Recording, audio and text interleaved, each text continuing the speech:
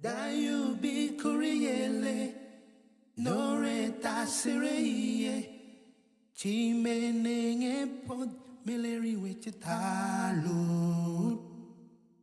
Dayubi, Dayubi, Dayubi Kuriele. Ce film, Ensemble debout, raconte la belle rencontre entre le Dayubiik ou Kaori, représenté par le peuple autochtone kanak de la Nouvelle-Calédonie et le Rignal, ou Baobab, représenté par le peuple autochtone malagasy à Madagascar.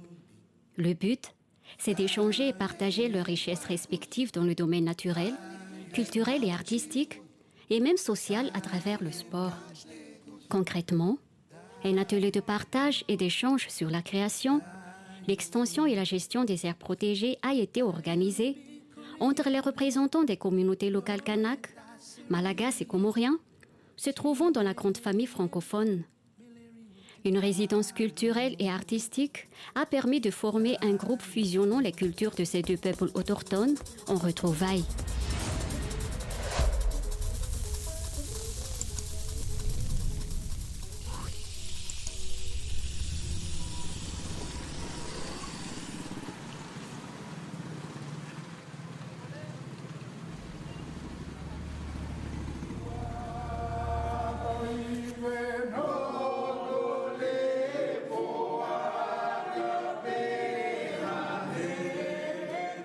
Arrivé dans la tribu ou chez quelqu'un, on doit se présenter et dire bonjour. C'est la coutume ou le geste bonjour qui fait office de demande de pardon et d'autorisation de pénétrer dans la tribu ou dans la structure d'accueil. C'est un geste de partage. Le geste qu'on fait ici, c'est... Nous, on est des Kanaks, peuple autochtone de la Calédonie, on est des Mélanésiens. Chers amis de la Nouvelle-Calédonie, merci d'honorer de cet instant par ce symbole de culture.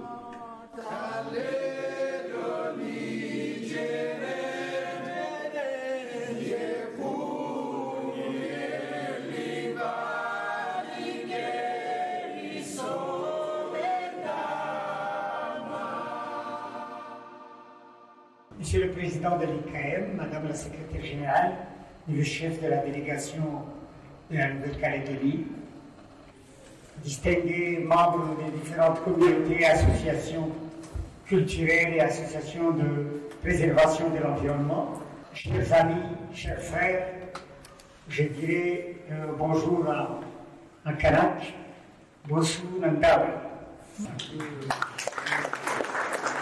Je vous remercie de l'invitation à participer à la cérémonie d'ouverture de cet atelier de partage et échange d'expériences de l'extension de la création de la zone des aires protégées légales.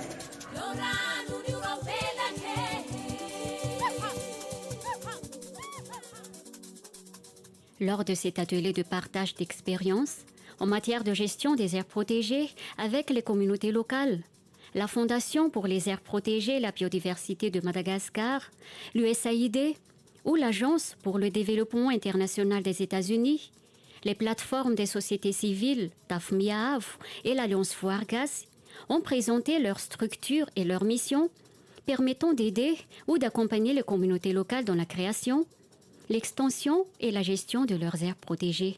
Je trouve que c'est une bonne opportunité de se retrouver ici, surtout chercher à ce que les communautés locales aient leur place dans la conservation. C'est à eux de prendre en main la conservation de leurs zones protégées en collaboration avec les autorités locales. D'après les expériences qui a eu lieu entre 3 pays, il y a la Nouvelle-Calédonie, Madagascar et Comores. Nous, on a eu l'opportunité de représenter les Comores ici. On a constaté que la plupart du temps, il y a toujours une vide entre les communautés et le sommet de l'État. Donc, parmi les choses qu'on a réussi à faire ici, c'est d'étudier comment est-ce que les communautés locales puissent vraiment s'approprier de la conservation, de la protection de leur environnement. Et ça, on a constaté qu'il y en a déjà des instituts qui existe. Côté Nouvelle-Calédonie, c'est quelque chose déjà qui est bien tracé avec un lien jusqu'au sommet de l'État. Ils ont réussi même à mettre en place un Sénat coutumier, donc qui facilite cet échange. Le vide, c'est que côté malgache et comore, on connaît les mêmes problèmes. C'est que ici à Madagascar, on constate qu'il y en a par exemple les VOI qui existent et qu'ils ont pu déjà tracer un chemin jusqu'au sommet de l'État. Mais côté communauté locale jusqu'au VOI, il y a une vide. Donc on va faire en sorte qu'on puisse vraiment créer un lien afin de combler ce vide, à ce que les communautés puissent vraiment avoir leur place. C'est le même cas qu'aux Comores. Aux Comores, il y en a l'Agence nationale des aires protégées, avec les comités de cogestion qui sont mis en place dans les aires protégées. Donc je crois que, mais il y a toujours une vide entre les communautés et ces institutions. Donc c'est parmi le travail qu'on a réussi vraiment à faire ici, dans cet atelier. Donc j'espère que dans une nouvelle opportunité qui va se dessiner et que le fait de se voir ici, ce n'est qu'un début. Donc on va lancer appel à nos autorités, à nos États, à ce qu'ils puissent vraiment accompagner ce processus qui ne fait que tracer vraiment le début de, comment dirais-je, les bases. On a essayé de lancer les bases de cette initiative à ce que la culture vraiment ait une place dans la conservation de l'environnement. Donc, je vais peut-être finir par lancer un appel concernant la coopération entre les trois pays. On espère bien que c'est quelque chose qui va s'élargir au niveau régional jusqu'à ce que les autres pays se retrouvent dans cette plateforme. On est là dans un échange avec nos frères malgaches et nos frères comoriens. L'association d'Ayubik, elle n'est pas venue tout seul.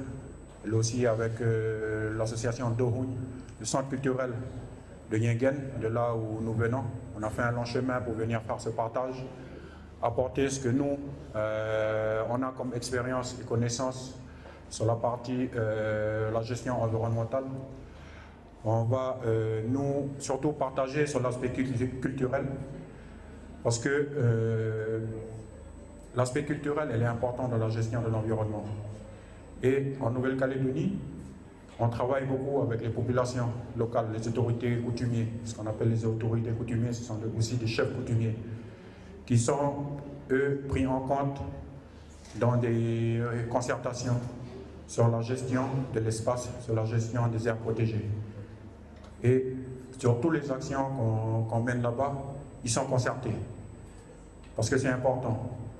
On a des conseils des anciens qui sont là, on les écoute, on partage avec eux le travail.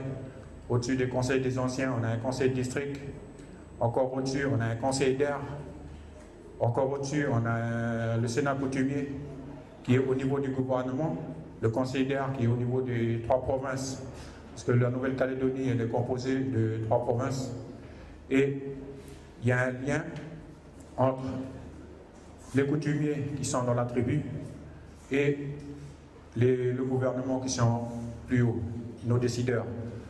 On arrive à faire changer les choses, à mettre en valeur la culture, à mettre en valeur nos traditions à travers ce réseau coutumier.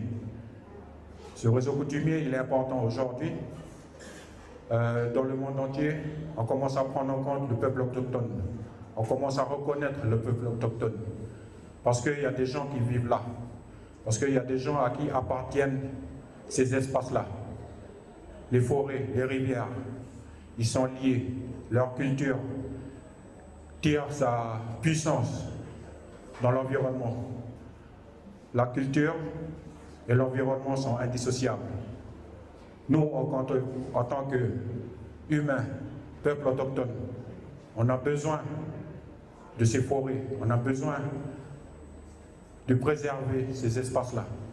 Et nous, toute cette semaine qu'on a partagée ici à l'IKM, avec nos frères comoriens, avec nos frères malgaches, on a pu partager ça. Il y a un constat, à travers la culture, on préserve notre environnement parce que c'est important. Mais pour le préserver et pour maintenir en vie notre culture, il faut des espaces de transmission. Cette semaine-là, c'était un espace de transmission. Dans la salle d'à côté, on avait un espace de transmission aussi et un échange entre le peuple malgache et le peuple de Kanaki, les Kanak, les autochtones de Kanaki. Ce qu'on peut retenir de cette semaine, c'est qu'on est tous pareils. On est tous pareils, on est des frères. L'importance de la culture, il faut la prendre en compte à tous les niveaux. Que ce soit entre nous, les gens des tribus, ou avec nos gouvernements, nos décideurs. Il faut prendre en compte les minorités culturelles et les écouter, être à l'écoute de leurs besoins. Pour finir, je fais un appel au peuple malgache. Il faut réunifier le peuple malgache. Il faut que vous soyez un, comme le baobab ou comme le kaori en Kanaki. Olé.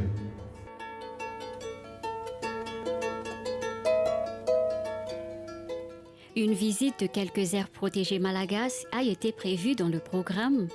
Direction vers le Grand Sud de Madagascar. Plus de 900 km de route parcourue en traversant des beaux paysages singuliers et authentiques d'une région à l'autre. Regardez les rizières en escalier dans la région volcanique de Vaknakarach, le lambeau forestier de Tapia de la région d'Amurumani, abritant le ver à soie sauvage, dont la soie est la matière première par excellence pour tisser le tissu noble d'une forte valeur culturelle pour les Malagasy. Des communautés locales protègent et valorisent cette forêt relictuelle.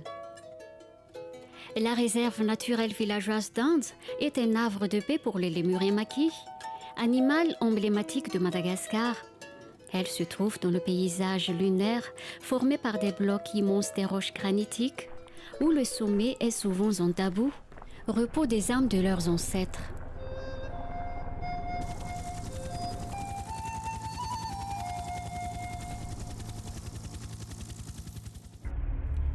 La nouvelle aire protégée d'Ivouibourg, région du Houmbé, gérée par les communautés locales et lambeaux de forêts humides au milieu de la savane interminable. Elle abrite une riche biodiversité. Cette aire protégée se situe à l'est d'Iousi, environ à 80 km sur piste. En quittant la fameuse RN7, des chercheurs y ont aussi trouvé une espèce rare de lémurien qui s'appelle microcèbe. C'est l'espèce la plus petite des lémuriens par sa taille, car elle pèse moins de 70 grammes à l'âge adulte. Les microcèbes, ce sont des animaux nocturnes et s'alimentent des fruits, des insectes et surtout des nectars des fleurs qu'ils trouvent dans les forêts.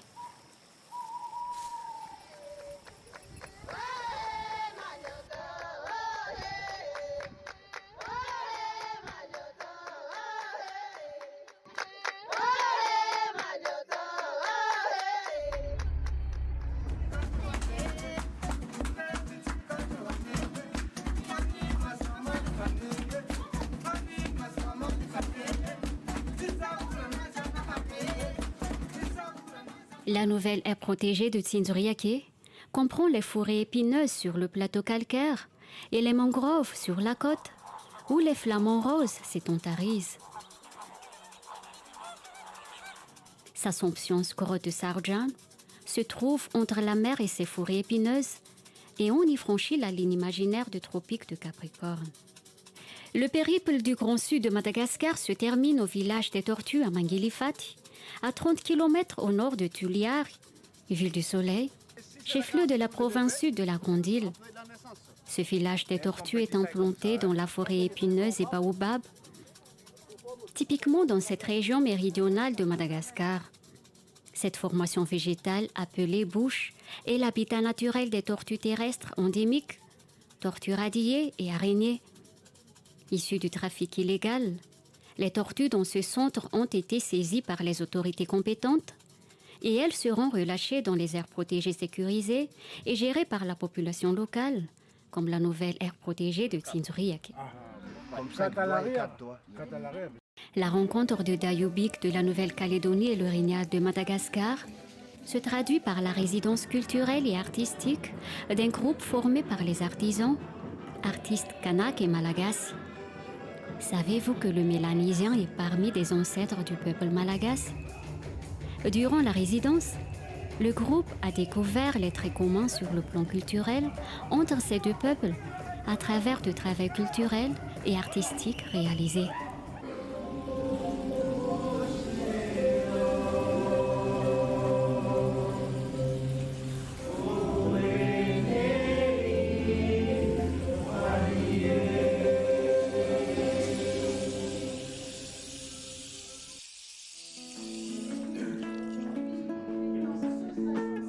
C'est vraiment fascinant de voir les deux peintres réaliser ensemble les tableaux et d'y apposer leur signature.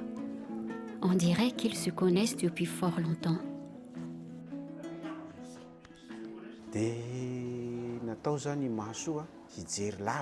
En fait, j'ai dessiné cet œil pour voir si loin jusqu'au fin fond des îles qui constituent la Nouvelle-Calédonie.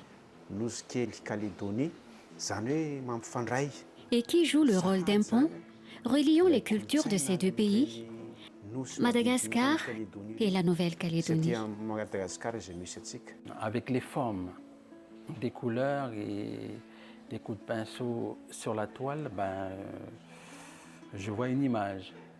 Les formes et les couleurs qui sont sur la toile, ça me sort des idées, ça me donne une idée de former un dessin.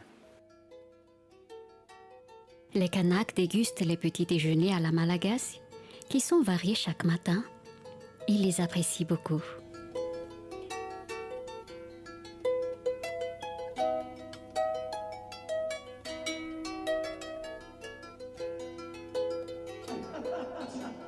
Encore plus impressionnant, les comédiennes, les musiciens, les danseurs et les chanteurs ont mis dans leurs œuvres les deux langues autochtones. Lors de la restitution à l'IKM et à la grande salle de spectacle et de cinéma Plaza dans la capitale. C'est une chanson kanak parlant de la pirogue qui a été chantée par le groupe et jouée par les musiciens du groupe.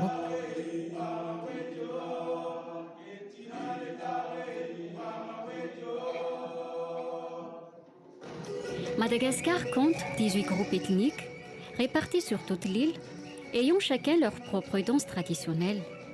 Le groupe malagasy a su montrer une danse du groupe ethnique Atanjoui de la région sud de la Grande Île et celle du groupe ethnique Mirn des hauts plateaux de Madagascar.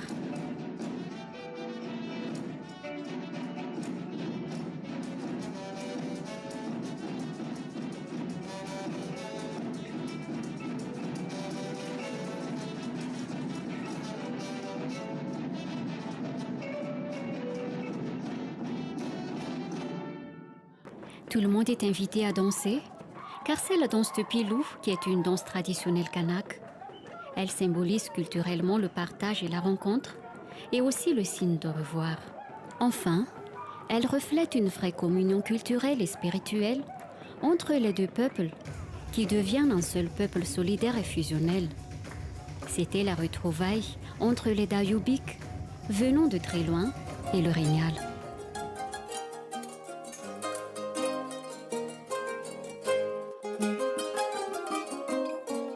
La première semaine a permis aux deux éducateurs de Yengen Sport de participer aux séances d'entraînement, de catégorie débutant jusqu'à l'équipe senior, dans les deux endroits différents, dans un petit terrain au milieu du quartier 67 hectares pour les petits et un terrain conventionnel à 15 km à l'ouest de la capitale, à Bujachim, où s'entraînent les grands. Je suis éducateur d'une école de foot du collège de Yengen. On est venu ici à Madagascar pour faire des échanges sportifs avec l'équipe de Madagascar et l'équipe de 67 FC City. Et puis être en partenaire avec eux ici pour qu'on puisse perdurer dans le temps, pour essayer de se contacter pour des projets à venir. La deuxième et la dernière semaine, une formation destinée aux entraîneurs malagasy a été organisée par 67 City FC est dirigé par l'ex-coach de l'équipe féminine de l'Olympique de Lyon, Jean-Luc Vasseur. Le thème était « À la rencontre du football de haut niveau ». On peut dire finalement que cette belle rencontre entre Dayoubic et Régnal présente une vision commune, à savoir les aires protégées abritant une richesse naturelle unique au monde doivent être gérées par les communautés locales. La résidence culturelle et artistique est une belle démonstration de richesse et de diversité culturelle, rayonnant la francophonie. L'émancipation et l'inclusion sociale de la jeunesse grâce à l'un des sports très populaires à l'échelle planétaire, le football. On espère que cette action noble et innovante soit durable et consolide la coopération entre les pays dans la grande famille francophone.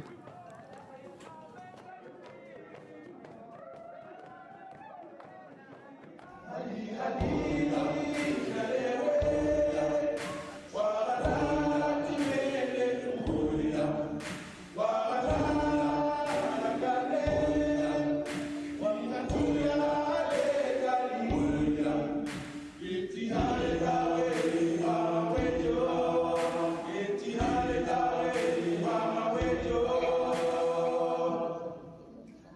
Ali.